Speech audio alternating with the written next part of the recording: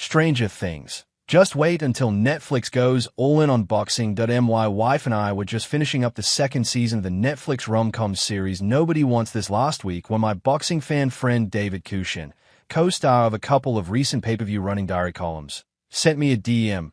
If Maypac 2 happens and is on Netflix, it'll be the second show on Netflix called Nobody Wants This. Solid line. Outstanding boxing scene column idea. I must apologize to the brilliant former Ring and KO columnist Jeff Ryan, as I'm stealing a recurring column idea of his, taking the titles of popular movies or TV shows and applying them to boxing subjects. In this case, I'll spin off of David's DM and focus on titles of Netflix originals, past or present. Hey, Netflix is a boxing network these days, so let's make it into an all-boxing network. In addition to the version of Nobody Wants This starring Floyd Mayweather Jr. and Manny Pacquiao, here's some of what you'll find if you scroll around your updated Netflix menu. Stranger Things, a horror nostalgia series telling the supernatural tale of referee Mills Lane's 1997 campaign officiating heavyweight title fights. He has to stop Lennox Lewis versus Oliver McCall when the latter is in tears, disqualify Mike Tyson for biting both of Evander Holyfield's ears, and then DQ Henry Akinwon for refusing to release Lewis from his clutches, all of which paves the way for Lane to become a daytime TV Wapner-style judge. Sometimes, it feels like all of boxing takes place in the upside-down bloodline.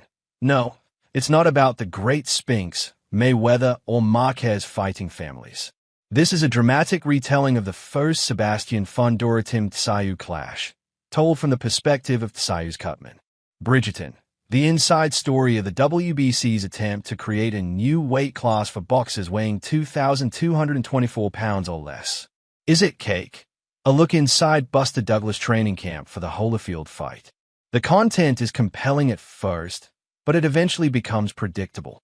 Every episode features Douglas asking someone, is it cake? And when the answer comes back yes, Buster proceeds to devour it.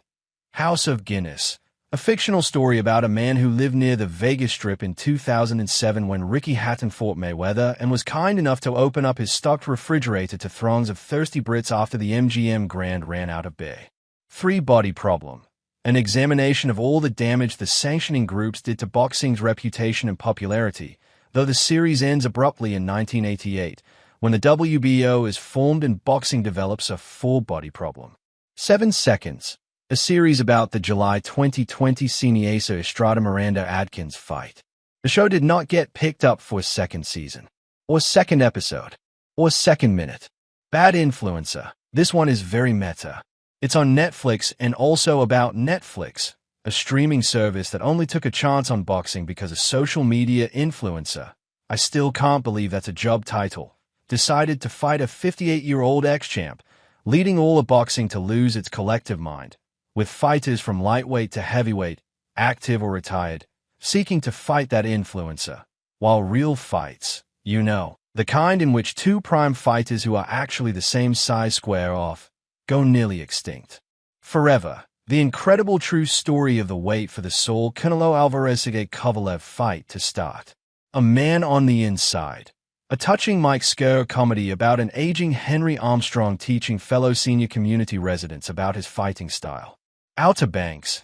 Compelling companion viewing to A Man on the Inside, this time with trainer Jonathan Banks imploring his fighters to box at distance. Somebody Feed Phil. A docuseries spending time with 1940s featherweight champion Phil Terranova in the hours between his weigh-ins and his fights. Lady Dynamite.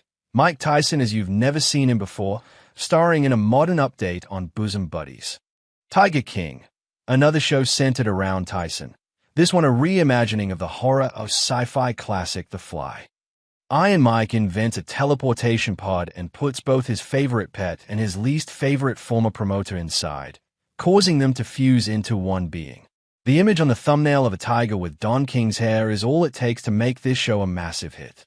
Unseen. This one is based on a script I personally wrote about a boxing writer who, in 2010, learns that washed-up Roy Jones Jr., fresh off a first-round KO loss to Danny Green, is going to have a well-past-its sell-by-date rematch with Bernard Hopkins, on pay-per-view, no less, and that boxing writer refuses to watch it. Ever. That's right, I still haven't seen 1 second of this fight. Glenn Powell stars as the boxing journalist, though some expressed concerns during the casting process that he wasn't quite handsome enough compared to the real-life figure he was portraying. Long story short, also based on one of my scripts, about a narcoleptic East Coast boxing writer who can't seem to stay awake for Saturday night DAZN fights, so he watches the edited highlight versions on Sunday morning and BSS his way through columns and podcasts. They cast Jacob Elord in the lead role for this one. Unorthodox, the Nassim Hamd story. Too easy. Just wait. Boots, the Jaron Ennis story. Told YA. Hit and Run, the William Skull story. The writer's room took liberties with its lightly fictionalized version of Skull to make the hit part of the title applicable. The Sandman, alternate title for the William Skull series. Bet, a gripping story about Dan Canobio sharing with podcast listeners and social media followers his 500-1 8-leg DraftKings parlay that promises a massive, life-changing score, only to go 7-4-8 and be forced to continue grinding out a living in podcasting and social media.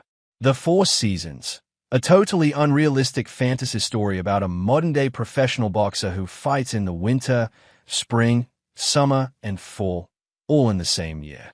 Love is Blind, a sports sci-fi adventure, in which Julian Love travels back in time to 1964 and replaces Muhammad Ali in the first Sonny Liston fight, only to find himself unable to see during the fifth round due to a foreign substance getting in his eyes.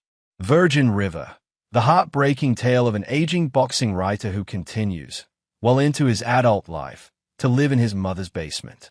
Not based on a real person. At all. Definitely not. Tires, a hilarious blue-collar workplace comedy starring a shirtless Tyson Fury Our Planet. A nature docuseries made for the sole purpose of having something to show to former super middleweight champ Carl Froch to try to convince him that Earth is spherical. Big Mouth, a raunchy animated comedy about a boxer who can't find a gum shield that fits him.